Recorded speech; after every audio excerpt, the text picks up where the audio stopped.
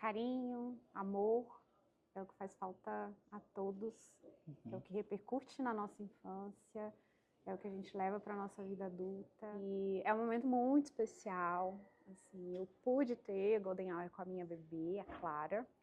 Super lembro do cheiro, lembro desse momento e lembro da minha surpresa, né? Assim, eu me lembro que quando minha bebê nasceu, eu falei assim, essa é minha! O pai dela tava louco para pegar ela. E eu assim, não, ela ainda é minha. E assim, foi um momento muito especial, em família. Obviamente ele estava do meu lado ali, ele era o meu acompanhante na sala de parto e estávamos juntos. A gente sabe que é um grande amor que nasce quando a gente se torna pai, quando a gente se torna mãe. E chega um bebê, chega uma nova família, uma nova estrutura, é um novo jeito de viver. Olá, seja bem-vindo. Acabamos de ter uma conversa com ela, médica formada pela Universidade Federal de Juiz de Fora, com residência médica aqui neste hospital, pelo Hospital Universitário de Brasília. A nossa conversa abordou aspectos técnicos da caderneta da criança, que é uma das informações valiosas para entender, conhecer e também ter uma qualidade de vida para a sua criança.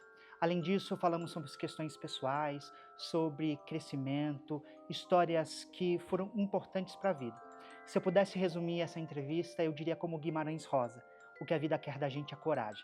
Doutora Rúbria Piccoli teve coragem de estar junto com a gente, mas muito mais do que isso. Além de filha, além de esposa, além de médica e professora, ela também é mãe. Ela trouxe sua experiência junto com a gente, trazendo, compartilhando.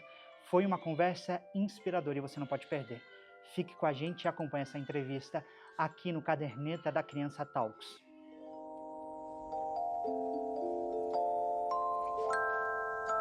Seja bem-vindo. Hoje a gente está com a doutora Rúbria Lisiero Piccoli. Doutora, seja bem-vinda na nossa conversa.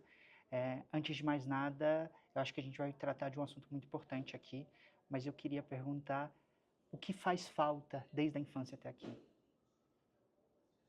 Nossa, acho que carinho, amor, é o que faz falta a todos, é o que repercute na nossa infância, é o que a gente leva para a nossa vida adulta, é o que não nos deixa pensar em solidão, em desamparo. Perfeito. Acho que é carinho e amor. Perfeito. E aí eu já quero emendar numa questão que vai mais para a questão pessoal. A senhora decidiu ser mãe. Foi. Então, o que a gente vai conversar aqui, muito provavelmente a senhora passou também como experiência. Sim. Na caderneta da criança, que é o que a gente está tratando aqui, a gente comenta sobre muitas coisas. Como é aquele primeiro momento em reconhecer o amor da sua vida? Uau. É o Golden Hour, né? Aquele é um momento de ouro, né? A hora de ouro do bebê. E ela representa, assim, o momento de vínculo, de carinho, de troca com o bebê, né? A gente sabe, pensando academicamente, que tem impacto na mortalidade, tem melhora da questão do aleitamento materno, das taxas de aleitamento materno. E é um momento muito especial, assim, eu pude ter Golden Hour com a minha bebê, a Clara. Ela nasceu bem e ela pôde realizar o contato pele a pele de 1 hora, foi estimulada ao seio materno, pensando que a gente fala, né, em aleitamento materno na primeira hora de vida, mas não necessariamente é uma sucção efetiva que ela vai ocorrer ali, mas só o fato do bebê estar nesse contato pele a pele e estimular ali no seio com uma sucção débil às vezes, né, a produção de prolactina, a produção de ocitocina na mãe, isso já começa a mudar todo o corpo da mãe também. Então, assim, é incrível poder ter a Golden Hour. E essas informações constam na caderneta da criança. Mas, efetivamente, o que, por exemplo, a equipe multidisciplinar, seja de enfermagem, seja da pediatria, os outros médicos, podem fazer ou fazem nesses primeiros cuidados com essa criança? Bom, é muito importante a gente entender que antes os bebês nasciam, era apresentado assim, oi mãe, oi pai, e foi lá tomar banho, vestir a roupinha, e atualmente... Não só em cesárea, né? Não só em cesárea, em todos os partos. O bebê nascia e ele era levado para uma salinha ao lado, eram feitos todos os cuidados e devolvido para a família. tenho relatos, às vezes, de algumas mães que já falaram assim, ai, doutora Rubra, eu nunca senti o cheiro do meu bebê, porque quando lavou, já era do sabonete. Então, assim, o cheiro daquele bebê ficou, né, aí nesse processo. E que é uma sensação incrível também de vinculação para a mãe, né, lembrado daquele momento. Mas, voltando à pergunta que você tinha falado sobre o que a equipe pode fazer, né, a Golden Hour, ela vem aí para deixar com que a equipe interfira o mínimo possível nesse contato do bebê com a mãe. Então, assim, o bebê que tem uma boa vitalidade, ou seja, nasceu bem, chorando, né? E aí, vamos ser bem acadêmicos, acima de 34 semanas, né? Que são os prematuros aí tardios e os bebês termos. Se ele nasceu bem, ele fica com a mãe, ele aproveita aquele momento. E nós, como equipe, nós vamos apoiar inicialmente, né, esse momento. Não a gente não precisa monitorizar com oxímetro, nada disso, mas a gente vai acompanhar a vitalidade desse bebê durante esse atendimento. Então, na verdade, o que a equipe tem que fazer é tentar intervir o mínimo possível. A gente vai botar no contato pele a pele, colocar toquinho no neném, secar o corpinho, trocar por um campo quente, pronto. E ali manter esse bebê. Tá. Eu quero retornar um pouco, a senhora disse que tem um impacto positivo nesses primeiros momentos do contato pele a pele com a mãe. Mas qual é esse impacto efetivo que a gente pode esperar? Tanto na vinculação com a mãe e a família, na amamentação, a gente sabe que na alta hospitalar, esses bebês, e depois também, né, principalmente os prematuros, com o método canguru, a gente sabe que esse contato pele a pele favorece a amamentação. Para a mulher, já a liberação de hormônios, né, a prolactina e a ocitocina. Então, assim, vale a pena. Vale a pena apoiar. A senhora sabe que eu sou um pouco curioso, como foi no seu parto, assim? A partir do momento que nasceu, teve contato pele a pele? Lembra do cheiro? Super lembro do cheiro. Lembro do cheiro, lembro desse momento e lembro da minha surpresa, né? Assim, eu me lembro que quando meu bebê nasceu, eu falei assim, essa é minha! Porque como pediatra a gente recebe vários bebês, né? Ao longo da graduação, ao longo da residência. A senhora já era pediatra, então? Sim, já era pediatra. E ao longo da vida profissional. E aí, quando nasceu a minha filha, eu pensei, essa é minha. E ela veio diretamente para mim. E aí, quando estava quase assim, dando uma hora, né? Porque eu pedi muito para a equipe, né? Em relação, acho que vale a pena falar até em outro momento, de plano de parto, né? Era uma coisa que eu tinha o desejo, eu expressei o desejo com a equipe que me acompanhava de que eu gostaria de fazer o Golden Hour, né? E aí ela veio para mim, e aí quando faltava assim, pouco tempo aí para ela ir para os cuidados, para o pediatra pesar, medir, avaliá-la, o pai dela tava louco para pegar ela. E eu assim, não, ela ainda é minha. E assim, foi um momento muito especial, em família. Obviamente ele estava do meu lado ali, ele era o meu acompanhante na sala de parto, e estávamos juntos. A senhora disse para a gente que a gente não fuja um pouco do tema, mas a senhora disse que a senhora escolheu e informou a equipe que a senhora queria ter esse tempo, em especial com a sua filha. As outras famílias também teriam esse direito, por exemplo? Impedir ou o que ela faria? Bom, a gente fala em relação ao plano de parto, né, que deve ser uma coisa acordada entre a equipe assistencial, inicialmente da obstetrícia e da neonatologia, e isso faz parte de todo o programa de humanização, né, do Ministério da Saúde.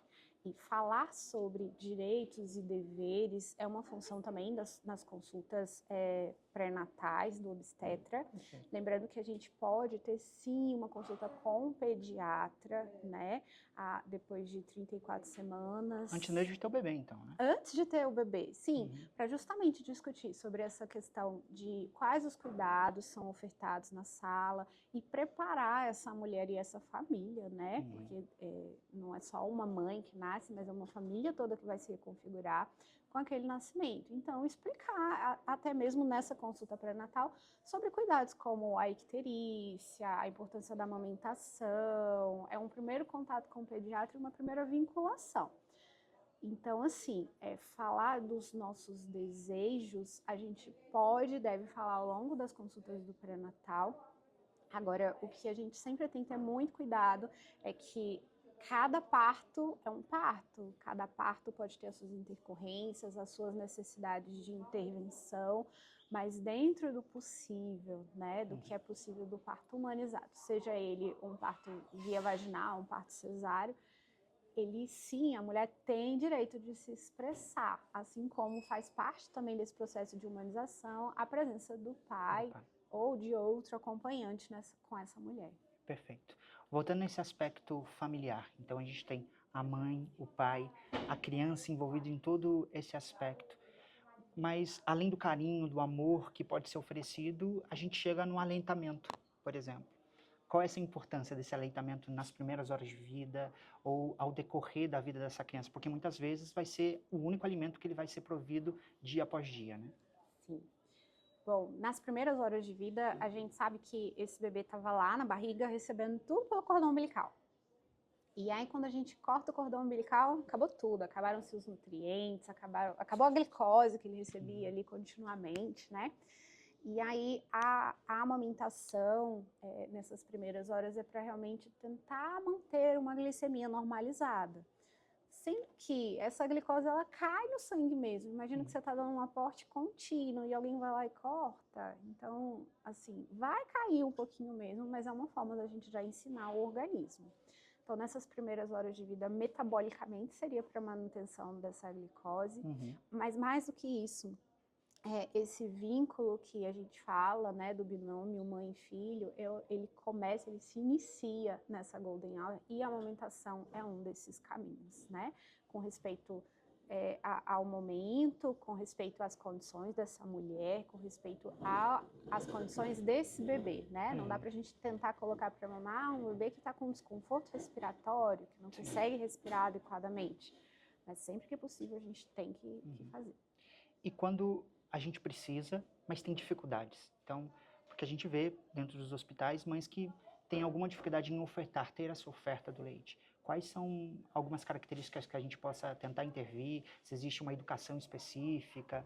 Será que é um erro na própria maneira dessa amamentação? Bom, quando a gente fala em oferta de leite, a gente vai falar em aleitamento materno, cada bebê com a sua mãe, tá? As equipes hospitalares, elas são ou deveriam ser todas treinadas para poder estimular, né? Existem técnicas e posicionamentos desse bebê para sugar o seio materno, e isso tudo a gente aprende ao longo da graduação, ao longo das residências de especialidades, né? Tanto a enfermeira, outras profissões também são extremamente importantes nesse momento, como, por exemplo, a fonoaudióloga, né? As técnicas de enfermagem fazem todo esse processo de habilitação desse bebê no seio materno. Então, assim, para termos uma equipe multidisciplinar e treinada e com esse objetivo de manter o aleitamento materno, de iniciar, para que essa mãe, né, uma boa pega, uma boa sucção desse bebê, para que evite que tenha fissuras, lesões mamilares e seja bem orientado até mesmo quanto à ordenha em caso de ingurgitações. E isso vai refletir, né, na questão das complicações da amamentação. Então, mastite, candidíase, abscessos, isso tudo a gente pode conseguir evitar com uma boa orientação do aleitamento. Então, e como funciona o papel do banco de leite nessa amamentação para essa criança nos primeiros meses de vida, por exemplo? Bom, os bancos de leite, eles são instituições que não são para você ir lá e pegar leite, não é um local que você consegue adquirir o leite, né? Os bancos de leite, eles são instituições que apoiam a amamentação a partir do momento que as mães que têm uma hiperlactação, né, têm uma produção aumentada, que é possível amamentar o seu próprio bebê e outros bebês, né, ou seja, tem um excesso de leite, ela pode ordenhar e esse leite ele é pasteurizado, ele vai para um freezer, ele sofre o processo de pasteurização e depois a distribuição. E essa distribuição, ela não é feita de porta aberta, como muitas pessoas acreditam, mas ela é sim realizada dentro dos próprios hospitais. por isso a gente chama de redes de banco de leite, né? Ou existem alguns postos de coleta que eles recebem esses leites ordenhados e aí enviam para um banco de leite onde é feito todo esse processamento do leite e então ele pode retornar esse leite pasteurizado em algumas alíquotas para o hospital de origem, onde foi fornecido e tal. Mas é muito importante, assim, todo mundo ter essa ideia, né, que o banco de leite, principalmente para o prematuro, ele vai fornecer esse leite pasteurizado, né, então a gente usa basicamente nas UTIs neonatais esse leite pasteurizado. Ele tem um serviço incrível também, que ele conta com vários profissionais, então com pediatra, com farmacêutico, com fonoaudiólogo, com técnicos de enfermagem, com enfermeira, para até mesmo fazer as consultorias de amamentação. Então, aquela mãe que às vezes teve uma pojadura, está com o peito empedrado, precisa de orientação em como ordenhar, em como colocar o bebê, ou a mama fissurou, o mamilo está muito dolorido, né? Esses são sinais que a gente tem alguma coisa acontecendo com a amamentação. O banco de leite ele tem um serviço porta aberta, que você pode chegar lá em horário comercial e pedir esse atendimento e essa avaliação. Tá? Perfeito. A gente tem falado desde o início da entrevista de vários outros profissionais. Então, pensar nisso como uma equipe multidisciplinar. Sem dúvida. Qual é essa responsabilidade, por exemplo, com uma família? Porque muitas vezes ela acredita que é só um médico que vai ser responsável e que não teria acesso aos outros profissionais. Felipe, isso, graças a Deus, está cada vez caindo mais em desuso, achar que todo o cuidado é centrado no médico, né? Hoje nós temos profissionais excelentes que vêm ganhando espaço, que acho que devemos continuar respeitando esse espaço, né, para falar de amamentação. E aí reitero assim a importância da fonoaudióloga dentro do hospital, das enfermeiras e das técnicas de enfermagem, quando necessário, né, a avaliação da equipe de odontologia, nos frenos linguais curtos, que podem sim impactar na amamentação. Então, assim, cada especialidade, cada profissão tem cada vez mais o meu respeito por apoiarem cada dia mais a amamentação. Perfeito. Doutora, quando a gente fala dessas questões do próprio indivíduo, da criança, do bebê que acabou de nascer, a gente precisa observar algumas características essas importantes, né? Desde, por exemplo, de saturação, a frequência cardíaca. Eu queria que a senhora comentasse um pouco para a gente quais são, além dessas que eu citei, e qual é essa importância dessa verificação a partir do médico, pediatra, do neonatologista, por exemplo. Bom, a gente fala, aí entra um pouquinho na reanimação neonatal, né? É um bebê que nasce bem, é um bebê que tem um bom tônus, é um bebê que está chorando, é um bebê que está ativo, né? E a gente precisa avaliar principalmente a frequência cardíaca, ao contrário do que você disse, não é a saturação, pessoal, mas sim a frequência cardíaca, né? Um bebê que tem uma frequência cardíaca, que está bem e tem uma frequência cardíaca acima de 100, é um bebê que está apto a fazer a Golden Hour, tá? Perfeito. Então, é um trabalho, sim, de uma equipe multidisciplinar para fazer esse atendimento na sala de parto, e onde é necessário ter, né, o pediatra na sala de parto, sendo recomendado esse profissional ou algum outro profissional, no sentido que esteja habilitado a realizar a intubação orotraqueal, caso esse bebê venha necessitar de uma reanimação avançada. Então, a gente tem muitos partos, né, de baixo risco, que é o que a gente chama, que são feitos por enfermeiros, mas a gente sempre preconiza que tenha o pediatra na retaguarda para poder fazer o atendimento desse bebê, tá? Perfeito. Da mesma forma, na caderneta da criança, acredito que as mães, os pais ou responsáveis vão se deparar com uma informação chamada APGAR. E assim como a necessidade de uma observação adequada para essa criança que acabou de nascer, qual a importância, por exemplo, desse teste, desse score de APGAR para a criança? Bom, esse score, ele vai falar muito menos, assim, do estado clínico final do bebê, mas, assim, da evolução desse bebê, né? que ele vai avaliar o tônus, a cor, a frequência, o choro desse bebê e a presença de cianose, né, que é aquela extremidade roxinha. E ao contrário do que a gente acha que todos os bebês nascem rosas, igual da novela, a gente sabe que os bebês nascem arroxeados, cianóticos, né, e aí eles evoluem, assim.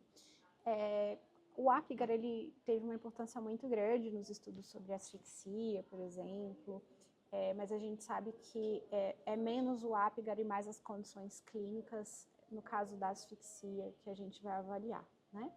Mas aí é um outro assunto. Perfeito. Da mesma forma, quando a gente começa a se deparar com algumas complicações que elas podem existir, todos nós já tivemos, pelo menos conhecimentos, se não alguém de nossa família, que são prematuros. E como que funcionam essas intervenções necessárias que podem ocorrer nesses primeiros momentos, ou quais os cuidados necessários para essas crianças prematuras? Bom, nos primeiros momentos é importante a gente frisar assim, que o prematuro abaixo de 34 semanas, né, a gente falou tanto da Golden Hour, é um carinho muito grande, mas ele pode ser apresentado à mãe e levado imediatamente para o berço aquecido, né? Esse é um bebê de risco que ele precisa ser avaliado, as suas condições. Quanto mais prematuro, maiores são as chances de comorbidades e de necessidade de intervenções. Então, esse bebê prematuro, por que a gente faz isso, né? Nossa, que tristeza tirar o bebê de 25 semanas e não colocar lá com a mamãe para ele tentar mamar. Primeiro que neurologicamente esse bebê ele não está apto a isso. E ele perde muito calor, né? O bebê prematuro, a gente nem seca o bebê quando ele nasce, ao contrário dos bebês acima de 34 semanas e termos, né? Os bebês prematuros, a gente pega o bebê, coloca dentro de um saquinho, seca um pouquinho a fontanela, coloca a touquinha e pronto. Esse bebê perde muito calor. Então, a primeira coisa que a gente faz com ele é levar ele para o berço aquecido para manter essa temperatura.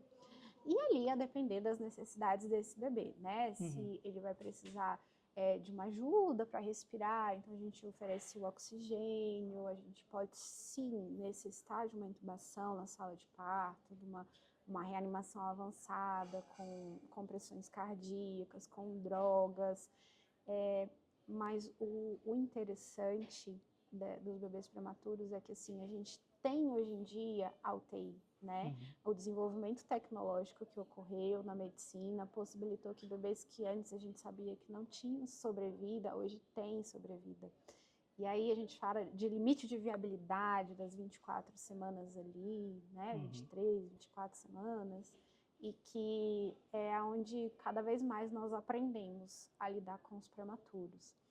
É uma vida difícil para os pais, é uma vida sem dúvida difícil para o bebê, né? Que pode ter a necessidade de uma ventilação mecânica ou uma ventilação não invasiva, mas com dispositivos que às vezes assustam os pais, a necessidade de sondagem para alimentação, porque se ele não está maduro o suficiente, como é que ele vai sugar o seio materno, né? E aí a gente passa por todo um processo. E lembrando que, assim como nós que quando internamos, às vezes precisamos de um acesso, esses bebês também fazem acessos, né? Uma das formas que a gente tem logo que eles nascem é pelo cordão umbilical, é o catéter venoso umbilical. Depois a gente pode pensar em acessos, né, de inserção periférica, que chegam lá no coração, que são os acessos centrais, os PICs. E aí, assim, são muitas intervenções que a gente tem que ter carinho, cuidado, capacitação, habilidade para poder lidar com eles. Assim como a senhora disse, a história tem mostrado que a evolução da ciência tem permitido com que essas crianças tenham uma sobrevida ainda maior, né? Sim, uma sobrevida e com qualidade, né? O prematuro, o grande desafio é que um bebê de 24 semanas não tenha comorbidades, né? Como a paralisia cerebral por uma hemorragia intracraniana, a perda da visão por uma retinopatia, a questão de desconforto respiratório, gerando uma doença da membrana hialina e, consequentemente, a dependência de oxigênio, fazendo a displasia broncopulmonar. Então, assim, o desafio, além do desenvolvimento motor e cognitivo, né? O desafio é que esse bebê de 24 semanas saia bem e evolua se desenvolva na sua capacidade máxima, como se fosse um bebê termo. Como curiosidade, quando a gente vai para o consultório médico do pediatra, ele também faz essa equiparação de idade, né? Depois, se ele nasce prematuro, a gente começa a fazer os tratamentos um pouco diferente com a idade de fato de nascimento, não é? Isso. A gente tem a questão das idades cronológicas e as idades corrigidas, né? A cronológica é o que o tempo fala, 1 mês, 2 meses, 2 meses e 3 dias. E as idades corrigidas, que a gente vai falar desses bebês, a gente sempre pensa quanto tempo ele teve até completar 40 semanas. Então, um bebê que nasceu de 32 semanas, ele precisa de 8 semanas para completar 40 semanas. A partir dali, a gente vai começar a considerar ele nas nossas curvas da OMS, né, de peso, estatura e percentis da perímetro cefálico e IMC, a gente vai começar a plotar ele nesses gráficos. Então, assim, até ele completar 40 semanas, ele é um bebê que não nasceu. Quando ele completa essas 40 semanas, ou seja, aí, 8 semanas, vamos arredondar, 2 meses. Quando ele tem 2 meses é que a gente vai lá e vai marcar no gráfico. Perfeito. Então, é um desafio cuidar dos prematuros, no consultório, especificamente, como você perguntou. Fora todos os outros cuidados que a gente tem que ter, né? Prematuros, os muito prematuros, a gente tem, por exemplo, agora que vai começar a época da bronquiolite, né? A gente tem o palivizumab para poder fazer nesses bebês, que é o anticorpo monoclonal contra o vírus sincicial respiratório, e todas as orientações que se envolvem, né, de infecção. A gente tem as alterações dos polivitamínicos, que esses bebês eles começam com 1 mês de vida já a receber sulfato ferroso, que a gente sabe que nos bebês termos é um pouquinho diferente. Alguns bebês têm indicação de fazer o zinco, a depender da idade gestacional que eles nasceram, né? Para poder estimular o neurodesenvolvimento, a maturação cerebral. Então, assim, são muitas peculiaridades. Isso sem contar naqueles bebês que ainda fazem alterações ósseas, sabe? Doença do metabolismo ósseo neonatal, e que a gente precisa acompanhar depois, o cálcio, fósforo, a vitamina D. Então, assim, são muitos detalhes que a gente vai acompanhando na vida dessa criança. Perfeito. Doutora, além de questões técnicas como médica, como mãe também, que é uma história e faz parte disso, eu queria saber se a senhora poderia compartilhar com a gente alguma história marcante que envolva essa criança que acabou de nascer ou questões do aleitamento materno que possa inspirar, por exemplo, as pessoas que estão escutando nesse momento. Bom, eu tenho um casal, assim, que eu tenho a foto, que na época eu pedi autorização para os pais, que é o Jorginho. Ele nasceu de um parto cesáreo, não me recordo a indicação, mas nós pudemos fazer o contato pele a pele na sala de parto, na cesárea, e esse bebê mamou 40 minutos no seio materno. Assim, todos nós ficamos muito surpresos, né? Que o que a gente espera é que não seja tanto tempo assim, né? Até que essa sucção não seja tão eficaz. Mas Jorginho mamou 40 minutos. E durante meu período de residência, aqui no hospital universitário, eu tive alguns casos que me marcaram muito. Alguns pacientes, assim, que eu tenho contato com as mães até hoje. E prematuros, não prematuros. E acho que tem o Lucas Henrique, foi um bebê que teve uma toxoplasmose congênita, ficou muito grave. E aí, uma vez, a gente fez uma avaliação com o oftalmologista, e o oftalmologista colocou lá que ele tinha lesão na mácula retiniana, ou seja, cegueira bilateral. Estava lá, assinado pelo oftalmologista. E eu tive que explicar isso para a família. E eu me lembro que a avó chegou para mim e falou assim: doutora, mas olha só. Aí ela pegou um sapinho verdinho, assim, de borracha, e ficou fazendo assim pro bebê. E o bebê acompanhando. O Lucas já tinha uns 3 meses aí. E o bebê acompanhando. Eu assim, que bom que eu estou errada, que bom que esse parecer está errado, porque esse menino enxerga. E pode ser que daqui uns dias vocês encontrem ele aqui no hospital com essa história, correndo, brincando, não usa óculos, assim. Então foi uma grande superação de vida. E é uma história que me tocou muito durante a minha residência, que foi lá há muito tempo, de UTI neonatal, assim, acho que uns 40 dias. E que eu tenho a oportunidade de acompanhar até hoje essa criança, seja nas redes sociais quanto aqui no Hospital Universitário. Que lindo.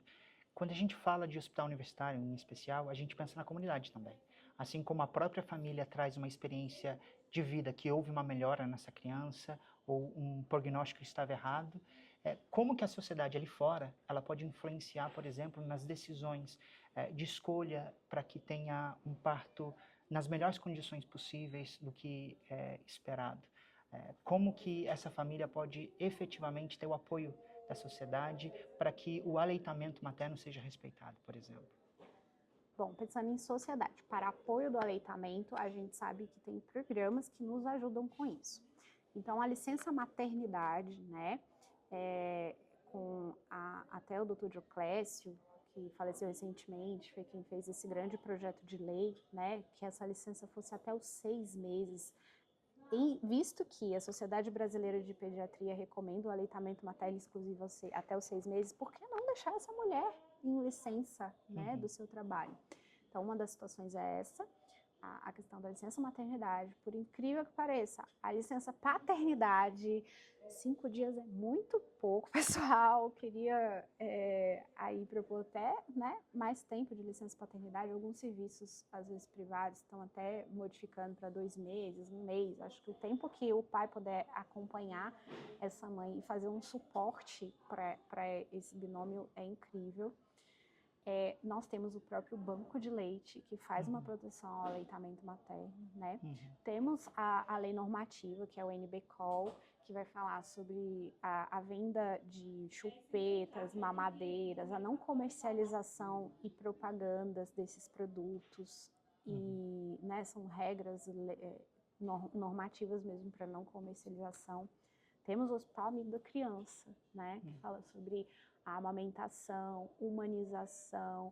Ele tem os 10 passos e ele fala sobre o estímulo ao aleitamento na primeira hora de vida.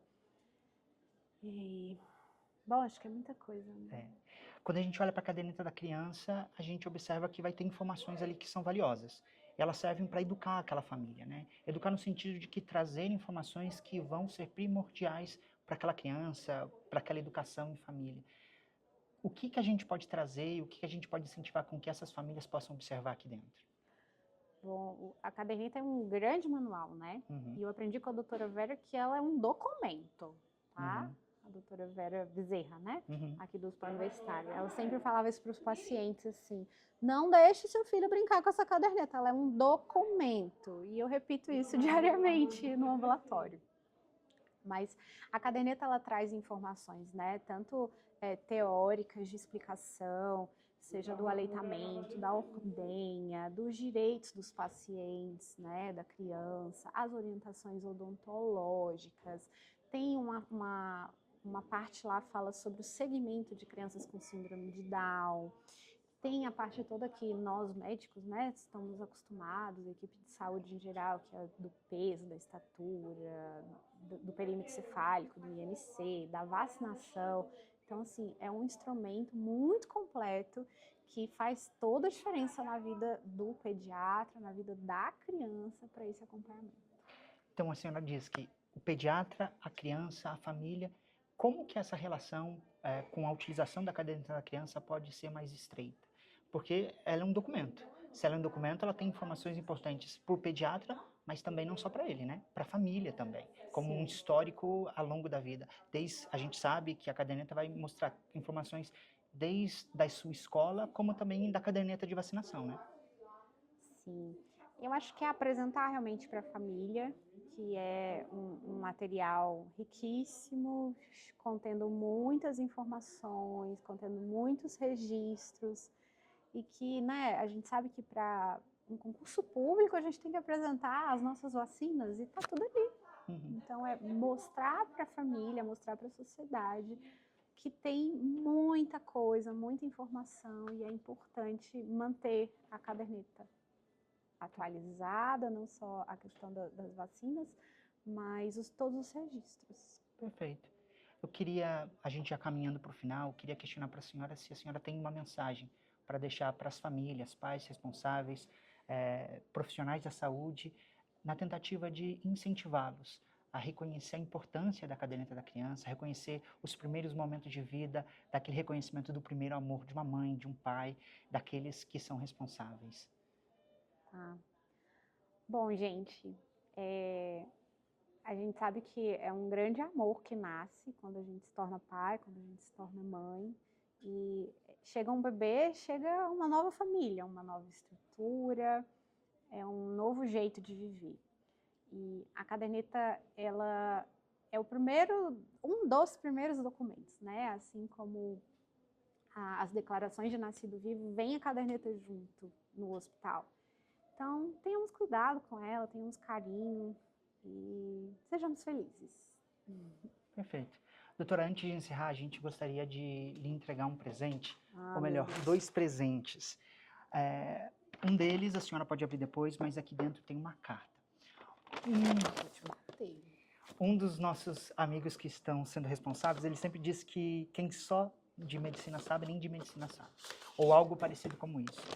E a gente poderia te chamar de doutora, professora, assim como a senhora é, mas a gente vai pedir licença para ele chamar com aquilo que mais lhe honra. Te chamar de mãe. Oh, obrigada. E eu queria passar isso e abrir esse presente junto com as pessoas que estão aqui junto com a gente e dizer que, assim como recentemente a gente leu, em meio aos desafios que a senhora escolheu, a senhora optou por um caminho muito profundo. Embora o título mais alto a senhora acha que não tenha, seu coração vai ser um farol no mundo. É uma mãe dedicada, exemplo de luz, na medicina, na vida é uma inspiração. Mostra que a escolha que lhe conduz é partir da sua grande missão. Doutora Rúbia, sua jornada é bela, sua força, sua motivação, seu orgulho sem fim. O mundo se ilumina ao olhar para ela, com a sua dedicação sem igual, enfim. Recentemente, a gente ouviu a senhora ser chamada de agridoce, muito doce, mas firme para ensinar. Tal como minha mãe, a nossa mãe, a senhora promete equilibrar o amor que corrige, mas nunca esmorece. Podemos reclamar por vezes, como filhos, alunos, assim que seja, sem entender que em seu coração há muita coisa. Mas, ora, é no equilíbrio que a gente encontra a essência da sua maior lição. E se nos permite concluir com um pouco de emoção, quando a gente lhe conheceu, a senhora pessoalmente veio para mim e me disse que meu nome ou meu sobrenome tinha algo de nobreza. Mas sabe, ser chamada de mãe é o título mais nobre do mundo. Sem dúvida. E é porque é no abraço, é no amor incondicional que a gente vai residir o sentido de tudo que é maioral para todos nós. Por tudo isso, a gente agradece por sua coragem, por sua luz, por sua inspiração, por seu coração, por sua gratidão. E por isso, todos nós, os responsáveis que estão aqui, dizemos muito obrigado. Obrigada. Porque reconhecerem ser mãe também é um motivo de gratidão. Obrigado por, além de médica, além de professora, além de filha, esposa, a senhora também é mãe e nos ensinou aqui tudo isso. Obrigado mais uma vez. Obrigada a você. Gente, a gente vai chegando ao fim a mais uma entrevista e gostaria de convidar vocês a acessarem o nosso site, a Caderneta da Criança. Você pode acessar ela, mas lembre sempre, vocês podem ligar para o número 136 no Disque Saúde. Qualquer outra informação, pode deixar os comentários aqui com a gente vai se acompanhando. Obrigado, doutora, mais uma vez. Obrigada a você.